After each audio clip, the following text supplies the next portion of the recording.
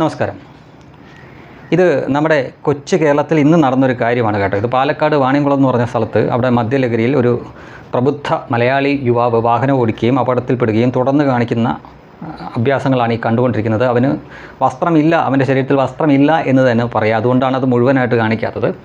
ഇവിടെ വിദ്യാഭ്യാസമുണ്ട്, നവോത്ഥാനമുണ്ട്, പ്രബുദ്ധനാണെന്നൊക്കെ പറയുന്ന ഒരു മലയാളി ചെറുപ്പക്കാരനാണ് ഇപ്പോൾ ഇവിടെ നിന്ന് ഈ ബോധമില്ലായ്മ കാണിക്കുന്നത് എന്ന് ഓർക്കണം. അപ്പോൾ ഇതൊക്കെ കണ്ടാൽ നമ്മുടെ ഇവിടുത്തെ സ്കൂൾ കുട്ടികൾ പേടിക്കില്ലേ എന്നൊന്നും ഇവിടുത്തെ വിദ്യാഭ്യാസ മന്ത്രി ചോദിക്കില്ല. അദ്ദേഹത്തെ സംബന്ധിച്ചിടത്തോളം 2-3 ദിവസത്തിന് മുമ്പ് ഈ ഇന്ത്യ മഹാരാജ്യത്ത് 2014 ശേഷമല്ല, അത് എത്രയോ നൂറ്റാണ്ടുകൾക്ക് മുമ്പ് തന്നെ അത് മതവിശ്വാസത്തിൻ്റെ ഭാഗമായിട്ട് വസ്ത്രമൊന്നും ഉടുക്കാതെ നഗ്നരായിട്ട് ജീവിക്കുന്ന ഒരു വളരെ ചെറിയ ഒരു കൂട്ടം ആളുകളുണ്ട്. അവരെ സന്യാസിമാരാണ്, അവരെ അഘോരികൾ എന്ന് വിളിക്കും. ഇനി വേറൊരു മതമായിട്ടുള്ള ജൈനമതത്തിൽ തന്നെ അതുപോലൊരു കൂട്ടരുണ്ട്, അവരെ ദിഗംബരർ എന്നാണ് വിളിക്കുന്നത്. ഇപ്പോൾ ജൈനമതം എന്നൊക്കെ പറഞ്ഞാൽ നമ്മുടെ മാതൃഭൂമിയുടെ ഉടമസ്ഥരായിട്ടുള്ള MP വീരേന്ദ്രകുമാറും കുടുംബമൊക്കെ ജൈനമതസ്ഥരാണ് എന്നാണ് പറയുന്നത്. പക്ഷേ അവരൊക്കെ തുണി എടുത്തിട്ടുണ്ടല്ലോ എന്ന് നിങ്ങൾക്ക് തോന്നും. പക്ഷേ അവരിൽ ഒരു വിഭാഗം മാത്രമാണ്. ഇപ്പോൾ ഈ അഘോരി സന്യാസികളുടെ കാര്യം പറഞ്ഞാലും ഹിന്ദുക്കളെല്ലാം തുണിയില്ലാതെ നടക്കുന്നവരാണ്, അല്ല.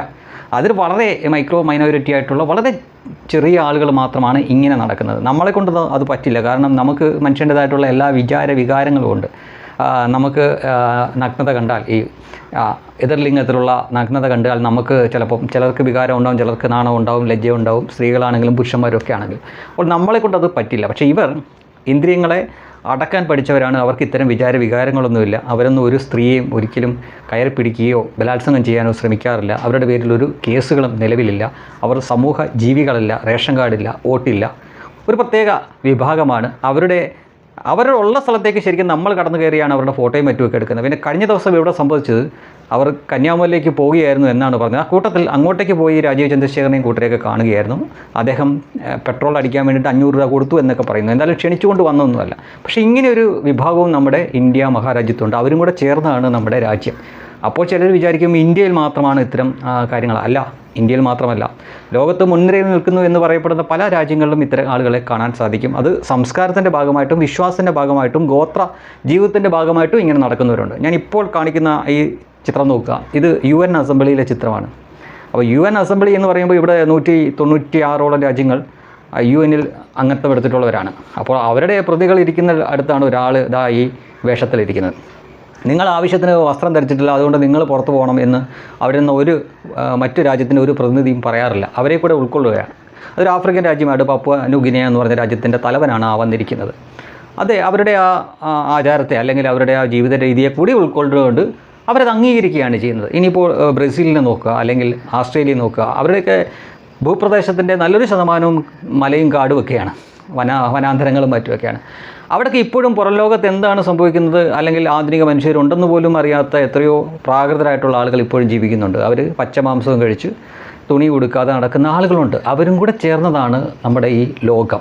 പക്ഷേ അവിടേക്ക് ആധുനിക മനുഷ്യരുടെ കാര്യം പറയുമ്പോഴാണ് ഞാൻ ആദ്യം കാണിച്ച പോലുള്ള ചിത്രങ്ങൾ നമുക്ക് നാണക്കേടാവുന്നത്. അല്ലാതെ ഇവിടെ ഒരു അഘോരി നഗ്നനായി വന്നതല്ല നാണക്കേടുണ്ടാക്കുന്നത്. ഇതുപോലുള്ള കാഴ്ചയാണ് ശരിക്കും മലയാളിക്ക് നാണക്കേടുണ്ടാക്കേണ്ടത്. അല്ലാതെ രാഷ്ട്രീയം കലർത്തി എൻ്റെ മണ്ഡലത്തിൽ 23 സ്കൂളുകളുണ്ട്, അപ്പോൾ ഈ അഘോരികൾ ഇതുപോലെ നഗ്നരായി പുറത്തിറങ്ങി നടന്നാൽ സ്കൂൾ കുട്ടികൾ പേടിക്കില്ലേ എന്ന് വിദ്യാഭ്യാസ മന്ത്രി ചോദിച്ചിരുന്നു. അഘോരിയെ കണ്ടാൽ ഏതെങ്കിലും സ്കൂൾ കുട്ടി പേടിക്കുമോ എന്നറിയില്ല. പക്ഷേ ഇതുപോലുള്ള മദ്യപിച്ച് ഇതേപോലെ അക്രമകാരിയായി നിൽക്കുന്ന ഒരു ചെറുപ്പക്കാരനെ കണ്ടാൽ സ്കൂൾ കുട്ടികൾ പേടിക്കും. ഇത് നടന്നത് കേരളത്തിലാണ്. ഇതൊക്കെ മറച്ചു വെച്ചിട്ടാണ് നമ്മൾ മറ്റൊരു കൂട്ടരെ കളിയാക്കുന്നതെന്ന് ഓർക്കുക. മാത്രമല്ല, കേരളത്തിലെ തന്നെ പ്രശസ്തമായിട്ടുള്ള ഒരു കോളേജിൽ സ്ത്രീയും പുരുഷനും ലൈംഗിക ബന്ധത്തിൽ ഏർപ്പെടുന്ന ചിത്രം അത് ഫ്ലെക്സായിട്ട് വരച്ച് വെച്ചിട്ടുണ്ട് ഇവിടെ. പിന്നീട് അവരെടുത്ത് മാറ്റുകയൊക്കെ ചെയ്തു. അതവരുടെ ആവിഷ്കാര സ്വാതന്ത്ര്യമാണ് എന്നൊക്കെ ഓമനപ്പേരിട്ട് വിളിക്കും. പക്ഷേ അപ്പോഴും കാണിച്ചു വെച്ചിരിക്കുന്ന ചിത്രം എന്താണ് എന്ന് ഓർക്കണം. അത് ചെയ്യാൻ സ്വാതന്ത്ര്യമുണ്ട് എന്ന് പറയുന്നവരാണ് വിശ്വാസത്തിൻ്റെ ഭാഗമായിട്ട് ഇങ്ങനെ നടക്കുന്നവരെ അവർ കളിയാക്കുന്നത്. അവരാരും നിങ്ങളുടെ വീടുകളിലേക്ക് വരാറില്ല, നിങ്ങളുടെ ഒരു ബന്ധുവിനെയും അവർ കയറി പിടിക്കാറില്ല, അവരുടെ പേരിൽ ഒരു കേസുമില്ല. അവർക്ക് ഒരു സ്ത്രീയെ കണ്ടാൽ പുരുഷനുണ്ടാവുന്നതായിട്ടുള്ള ഒരു വികാരവും ഉണ്ടാവാറില്ല. അവരതിനെ അടക്കാൻ പഠിച്ചവരാണ്. ഈ ഹിന്ദുയിസത്തെ പറ്റി പറയുമ്പോൾ, മറ്റു ചില മതങ്ങളെപ്പറ്റി പറയുമ്പോൾ അവരുടെ ഏറ്റവും വലിയ, അതായത് സ്വർഗത്ത് കിട്ടുന്ന കാര്യം എന്ന് പറഞ്ഞു കഴിഞ്ഞാൽ സുന്ദരിയായ പെണ്ണും ലൈംഗിക സുഖമാണ്. അതിൻ്റെ അപ്പുറം ഒരു തലമില്ല. എന്നാൽ ഹൈന്ദവീയതയിൽ അങ്ങനെയല്ല. ഈ ലൈംഗികതയ്ക്കപ്പുറം ഒരു തലം കൂടിയുണ്ട്.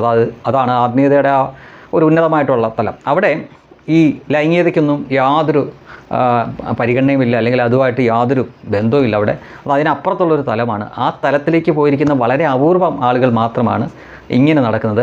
അവരെ സംബന്ധിച്ചിടത്തോളം തുണി എന്നത് ആഡംബരമാണ്. മാത്രമല്ല അവർക്ക് ഇന്ദ്രിയങ്ങളെ അടക്കാനുള്ള കഴിവുമുണ്ട്. ഒരു സ്ത്രീ, ലോകത്തെ ഏറ്റവും സുന്ദരിയായിട്ടുള്ള സ്ത്രീ നഗ്നയായിട്ട് അവരുടെ മുന്നിൽ വന്ന് നിന്നാലും അവരിലൊരു മാറ്റവും ഉണ്ടാവില്ല. അതുകൊണ്ടാണ് അവർക്ക് തുണി വേണ്ട എന്ന് പറഞ്ഞ് നടക്കുന്നത്. അത് അവരുടെ വിശ്വാസത്തിൻ്റെ കൂടി ഭാഗമാണ്.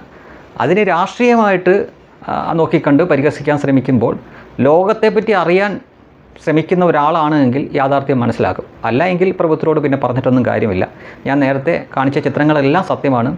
UN പോലും അത്തരം വേഷവുമായിട്ട് വന്നിരിക്കുന്നവരുണ്ട്. നമ്മുടെ തന്നെ മറ്റ് പല സംസ്ഥാന നിയമസഭകളിലും നഗ്നരായിട്ടുള്ള ഇതേപോലത്തെ ദിഗംബരെയും സന്യാസിമാരെയൊക്കെ ഒരു മുഴുവൻ അംഗങ്ങളും ഇരിക്കുന്നൊരു നിയമസഭ അഭിസംബോധന ചെയ്ത് അവർ സംസാരിക്കുകയൊക്കെ ചെയ്തിട്ടുണ്ട്. അതിൽ BJPയോ കോൺഗ്രസോ ഒന്നും വ്യത്യാസമില്ലാതെ ചെയ്തിട്ടുണ്ട്. നമ്മുടെ മുൻ പ്രധാനമന്ത്രിയായ ഇന്ദിരാഗാന്ധിയും അതേപോലെ തന്നെ സോണിയാഗാന്ധിയും രാഹുൽ ഗാന്ധി വരെ നഗ്നരായ ഈ സന്യാസിമാരുടെ അടുക്കൽ ചെല്ലുകയും അനുഗ്രഹം വാങ്ങുകയൊക്കെ ചെയ്തിട്ടുണ്ട്. അപ്പോൾ ഞാൻ ഒരിക്കൽ കൂടി പറയുന്നു, ഇതും കൂടെ ചേർന്നാണ് നമ്മുടെ ഇന്ത്യ. എല്ലാത്തിലും നിങ്ങൾ രാഷ്ട്രീയം കാണാൻ പോകരുത്. അതിനൊപ്പം തന്നെ ആധുനിക മനുഷ്യർ ഇങ്ങനെ നടക്കുകയാണെങ്കിൽ, ആധുനിക മനുഷ്യർ വിശ്വാസത്തിൻ്റെ ഭാഗമായിട്ടല്ല, അല്ലാതെ മദ്യപിക്കുകയും രാസലഹരി അടിച്ചിട്ട് ഇതുപോലെ നഗ്നരായിട്ട് നടക്കുന്നുണ്ടെങ്കിൽ അതിനെ ചികിത്സിക്കുക തന്നെ വേണം. അതിനകത്തൊരു സംശയമില്ല.